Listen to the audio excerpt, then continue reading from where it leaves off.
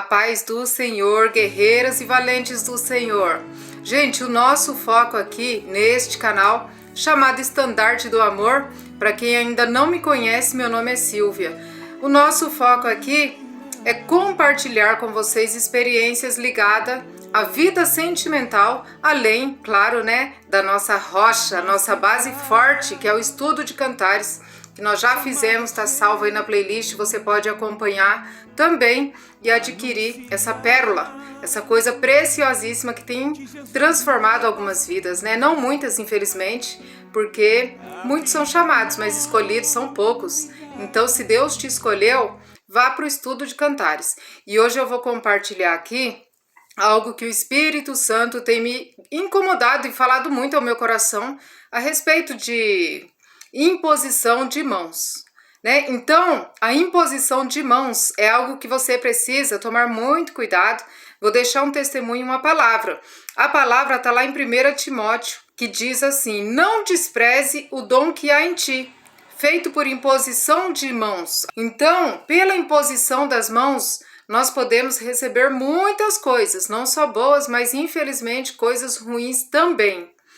Então, o inimigo, sabendo que Deus tem algo bom para te entregar, ele pode correr na frente com algo ruim para impor sobre a sua vida, né? Então, toma muito cuidado com a imposição de mãos no processo, na espera, né? Quando você está congregando ali. Eu lembro que uma certa feita, eu nem ia contar isso no vídeo aqui, mas eu vou deixar Deus me conduzir.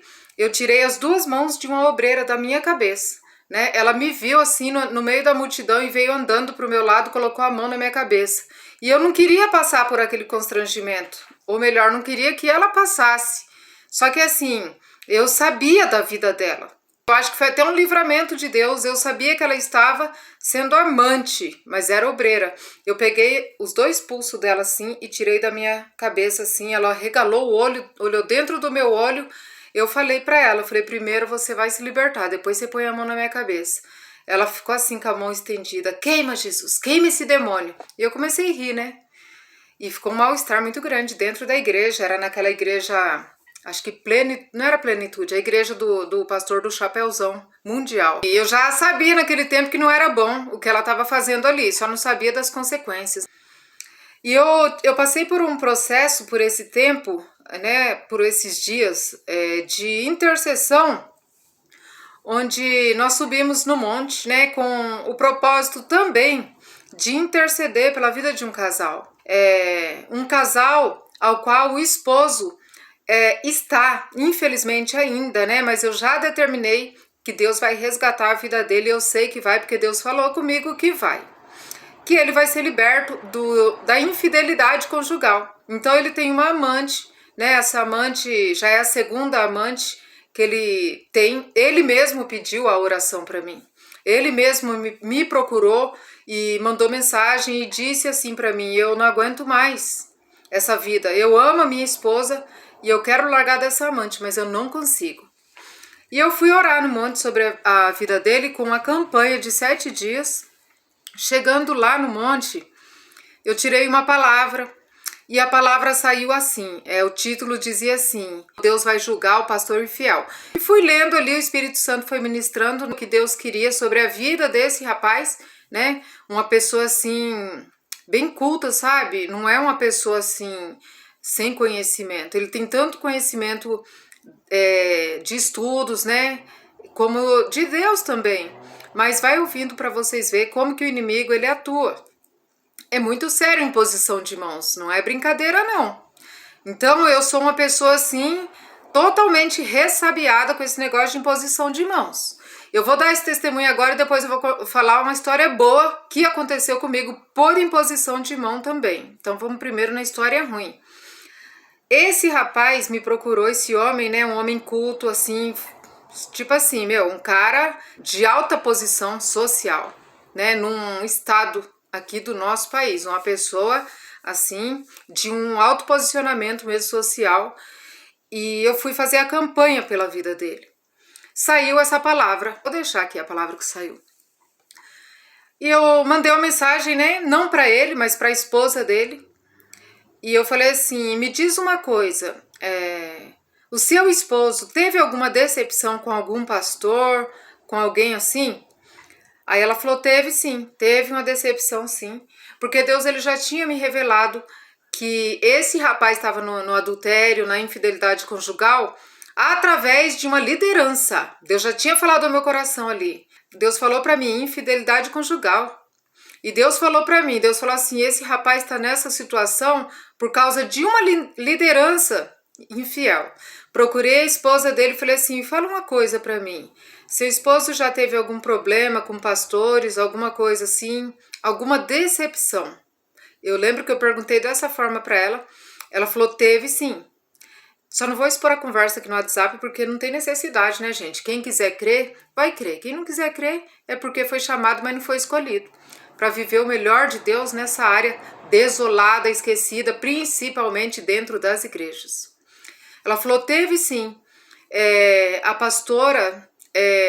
pastora nossa traiu o esposo e tinha um amante.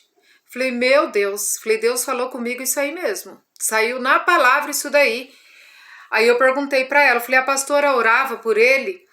Aí ela falou assim, sim, ela orou por ele por imposição de mãos 2 vezes antes da gente sair da igreja. Quando ele descobriu, ele ficou para baixo, ficou confuso, ainda congregou alguns dias, depois ficou sem saber como agir, mediante um escândalo, né? E saiu da igreja e depois disso não voltou mais. Isso já faz tempo, faz acho que, sei lá, alguns anos, e depois disso ele não voltou mais. Aí eu falei, por isso que hoje o seu esposo não consegue largar a amante. Porque ele recebeu essa maldição na vida dele, por imposição de mãos dessa pastora, né, dessa mulher de Deus, dessa liderança. Aí ela falou, ele gostava muito deles, do pastor, mas acabou dessa forma. E Deus me mostrou através da palavra. Não foi uma revelação em sonhos, em visão, nada contra, porque é um dom também que nós temos, que Deus nos deu, que nem tudo deve se compartilhar, senão você vai ficar aí sendo, né, exposto como falso profeta, porque as coisas encobertas pertencem ao Senhor, né? Deus ele revela muitas coisas que não é pra gente compartilhar. Quando Jesus curou o cego, ele falou, vai, não conte nada pra ninguém, prega a palavra. Mas a Bíblia fala que o cego saiu a propalar muitas coisas ali que não deveria falar. E aí Deus falou comigo, a maldição entrou na vida dele através dessa imposição de mãos, mas eu, o Senhor dos Exércitos, levarei o meu filho para um deserto, ficarei com ele ali face a face e ele vai saber que eu sou o Deus vivo. Então, muitas vezes o deserto nem de todo é ruim na nossa vida. O deserto é lugar de você receber ali o escape, o livramento do Senhor de coisas que se chama laço do passarinheiro.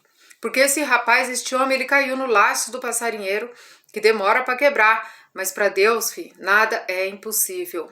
Nada é impossível. Então, essa história me deixou muito impactada, que Deus ele deixou bem claro para mim que pela imposição das mãos entrou o espírito da infidelidade conjugal na vida desse homem. É um homem bom, sincero, temente a Deus, mas que caiu no laço do passarinheiro. Agora, quem não tem discernimento espiritual, quem não tem muito conhecimento, vai falar, isso é safadeza, é só sair da amante. Não é assim que funciona, gente. Né? Laço é laço. Né? A Bíblia vai falar que existe o laço do passarinheiro. Se um passarinho cai no laço, ele só vai se soltar quando alguém ajudar. Talvez ele possa morrer naquele laço ali. E por sorte, ele pode escapar do laço sozinho. Então, para isso existe processo na nossa vida. Amém? Então não se esqueça que Deus tem falado muito nesse vídeo, simples e humilde vídeo da imposição das mãos. A imposição das mãos traz os dons, mas também, se a pessoa que impõe as mãos sobre você está em alguma coisa onde ela está corrompida, ela vai transmitir essa corrupção para a sua vida. Geralmente, hoje em dia, principalmente, as pessoas são muito deslumbradas com os falsos profetas, né? Ai, porque o profeta é famoso, a profeta é famosa, a Renálida tá ali, eu vou lá, que eu quero receber uma oração daquela pastora, daquela mulher de Deus. Você vai sair de lá com o espírito da sensualidade, né? Da sedução, com o espírito do engano. Então, eu prefiro 1000 vezes congregar numa igreja simples e humilde do que congregar nos grandes templos por aí. Então, vigia. É bom você conhecer a vida da sua liderança, é importante isso. Isso é importante sim, você saber quem está pondo as mãos sobre a sua cabeça. E assim tem sido na minha vida. Eu vou deixar agora aqui um testemunho de uma experiência fortíssima que eu vivi. E tenho vivido, porque tudo aquilo que vem de Deus, como diz lá em Eclesiastes, né? Eu sei que tudo que Deus faz durará eternamente. As bênçãos do Senhor enriquecem mesmo, com força, e não traz dores. Eu lembro que eu estava num propósito, né, com o meu pastor. Pela misericórdia e pela graça de Deus, nós temos, assim, lideranças fiéis, que eu não quero expor aqui, porque eu tenho até receio, né? Porque tudo, gente, é delicado na vida. Tudo é delicado na vida. Vocês têm que aprender uma coisa. Você que não aprendeu ainda, a maioria que tá aqui, eu creio que já tem essa sagacidade de não expor tudo da sua vida. Como eu disse no shorts aí, sua vida não é um livro aberto. Eu não vou ficar expondo aqui que meus pastores são maravilhosos demais para mim, são bons. Tô contando hoje dentro desse contexto que existe a inveja mata. A Bíblia fala que a inveja mata. Então, se você ainda não tem uma liderança de respeito, que te passa, né, essa segurança, Deus vai preparar. Porque eu andei muito tempo e muitos anos como ovelha desgarrada. Não foi fácil, não. Então Deus, ele viu a nossa força de vontade ali. E Deus, ele constituiu sobre a nossa vida uma liderança. Então a liderança e a autoridade é constituída por Deus sobre nós. Então você tem que ter um bem-querer muito grande sobre esse desejo, porque congregar é bíblico, você não pode deixar de congregar, né? Quando você fala, eu não quero me sujeitar a nenhuma liderança, então você está exposto a ser governado por um espírito do engano também. Vou pôr um filtro aqui na imagem, que eu acho que deu um problema ali no ring light. Então, gente, voltando ao testemunho aqui, desse pastor, né, dessa liderança, que impôs as mãos sobre a minha cabeça. Eu lembro que eu conheci o pastor num culto e ele olhou e disse assim para mim, filha, Deus manda você buscar mais, orar mais, que Deus vai restituir. Falei, amém. E era verdade. Só dele falar ali, Deus já começou a restituir. Já fazia muito tempo que eu não tinha visão nenhuma. E passou um tempo, né, o pastor convocou, né, porque quando uma liderança te chama, te convida, não é um convite, está convocando. Então, liderança é algo que foi feito para a gente se sujeitar. Quando a gente não consegue se sujeitar, a gente tem que ter, no mínimo, o reconhecimento que a gente não está bem. Agora, se a soberba está em você, eu não vou, não é para mim, não sei o quê, você não está bem. Aí a gente foi convocado para subir no monte. O monte mais alto aqui da minha cidade, bem alto mesmo. E estava chovendo bastante nesse dia, tentaram cancelar. E o pastor disse, não, é com chuva mesmo. A gente foi debaixo de uma chuva bem forte. E quando chegou lá naquele monte, esse homem de Deus estava na dispensação do Senhor ali. E ele começou a orar pelas pessoas ali, impondo as mãos. Fez uma fila de obreiros e eu entrei nessa fila, estava lá na fila, chegou na minha vez. Isso já tinha passado muito tempo, viu? Da primeira vez que o pastor tinha me dito que eu estava assim. Aí ele olhou dentro dos meus olhos e ele falou assim para mim, hoje Deus vai te dar a visão de águia. E eu lembro que tinha uma enxurrada passando do meu lado, assim, ó, de chuva no monte. E eu firme ali de pé. Eu nunca gostei muito desse negócio de mistério, né? Eu sempre tive um pouco de medo de mistério, essas coisas pra mim. Eu sou meio assim, não sou muito ligada a isso. Mas nesse dia foi forte, hein? Foi bem forte mesmo. Aí ele olhou e falou assim, Deus tá te dando hoje a visão da águia.